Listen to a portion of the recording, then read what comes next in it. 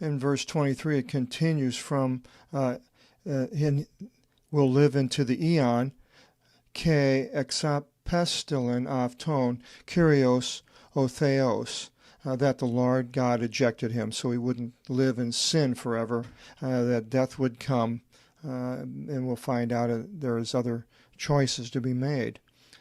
Ek tu paradisiu, ejected from the paradise of the delicacy, tis trifis, ergazes the tigin ex is elifthi, to work the earth from which he was taken. So now the dirt that he came from, he is to till, and thorns and thistles will be coming up, and he is to work, not just to live in, take care of this park and eat of the fruit, but he has to work hard. And verse 24, ke exevele ton Adam, and he cast out Adam. Ke katokisen avton apenanti tu paradisu tis trifis, and settled him before the paradise of the delicacy. So Adam was cast out, and what talks about in Revelation, one's being cast into outer darkness, into the lake of fire. So God does this casting. He cast Adam out, and he will cast others into the lake of fire, where Satan and his followers, his dominion is going to be cast, and then the people that follow him, unless you have the deliverance that Jesus Christ offers, then this is the being cast out, and a terrible thing to have happen, knowing what you could have had with the Lord. Ke etaxe ta hirovim, and ordered the cherubim. Here we see the cherubim mentioned for the first time in these beings that God has made that are other than humans, and we're told more about them in the book of Ezekiel. When we get there, we'll go into them more in detail. They have wings, and they move about, and they're connected to the throne.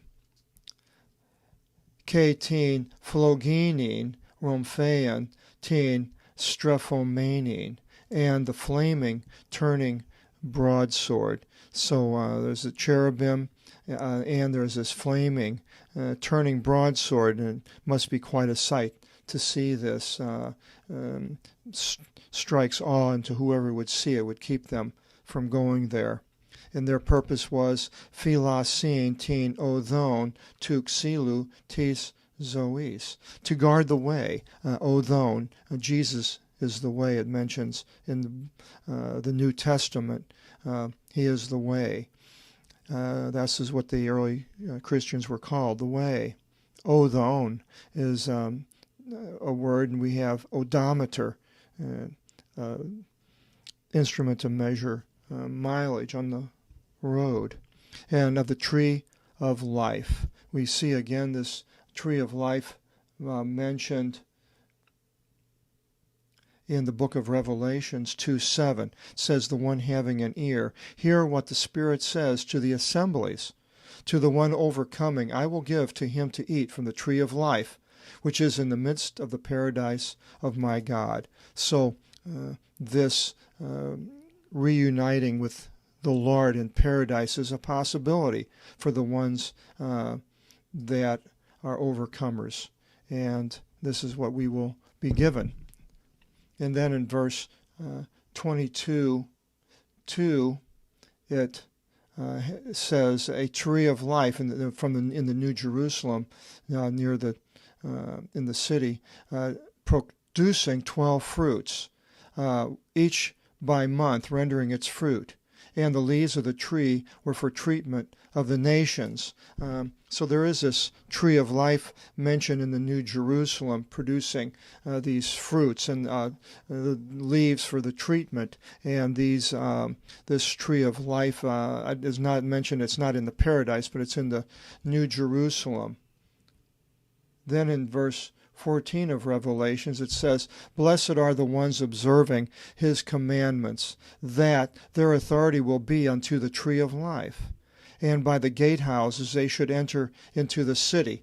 And so the obedience, observing the commandments of God, is a prerequisite. It proves our belief in the Lord by our obedience to Him, not our disobedience. Our disobedience doesn't proves that we our belief in Him is lacking, and to the point where disobedience may come to the point where when that person knocks on the door, Jesus says, "I don't know who you are," like He did to the people knocking into the doors, the